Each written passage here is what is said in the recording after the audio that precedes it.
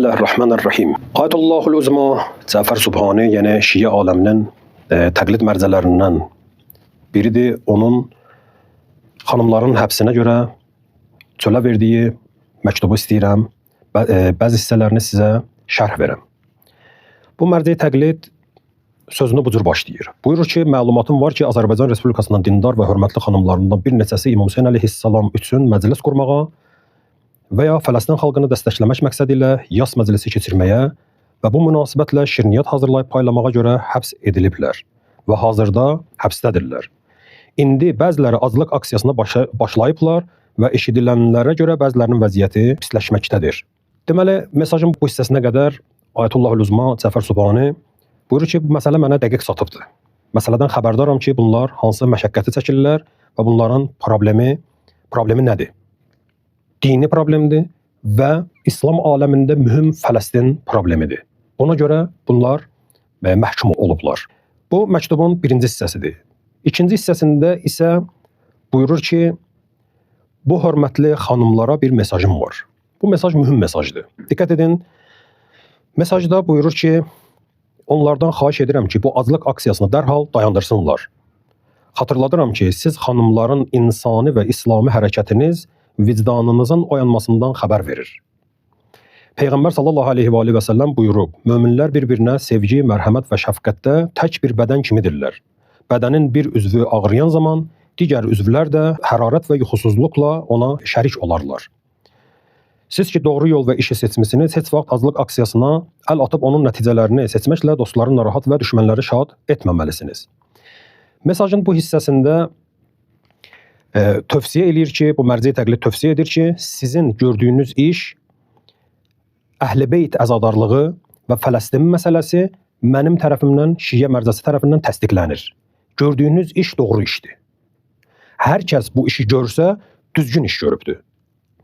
Və həmçinin bu iş İslamidir, yəni oyaq vicdanınızdan xəbər verir. Yəni hər kəs, hər bir vicdanı oyaq olan insan bu cür hərəkət etməlidir.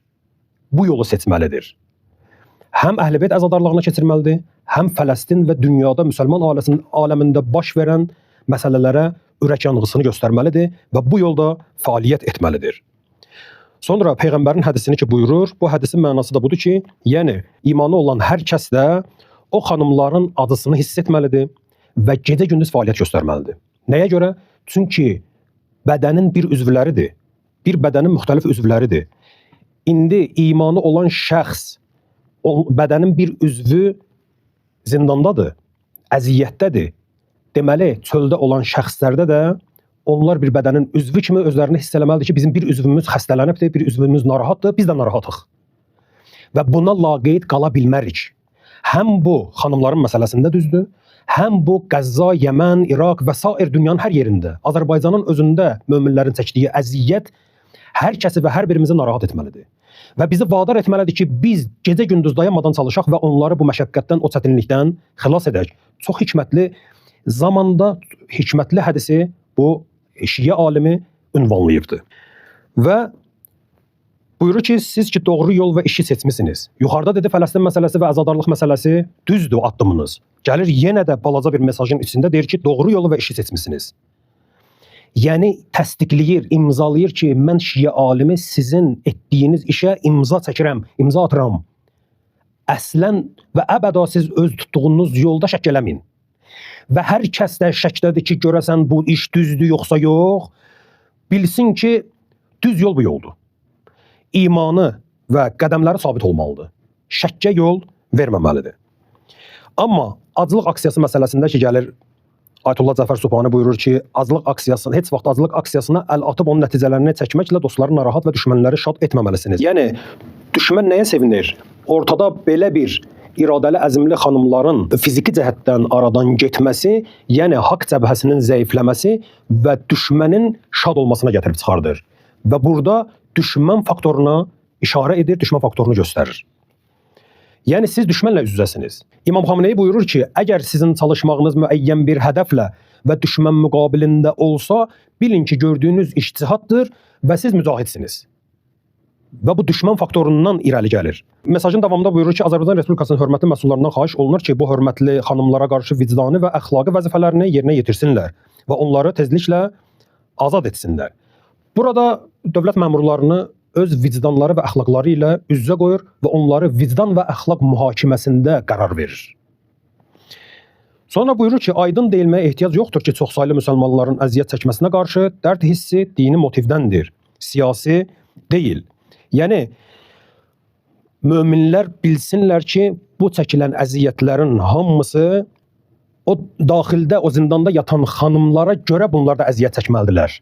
Bunlar onlara görə də əziyyət çəkməlidirlər, onların nicatı üçün çalışmalıdırlar və düşünməlidirlər.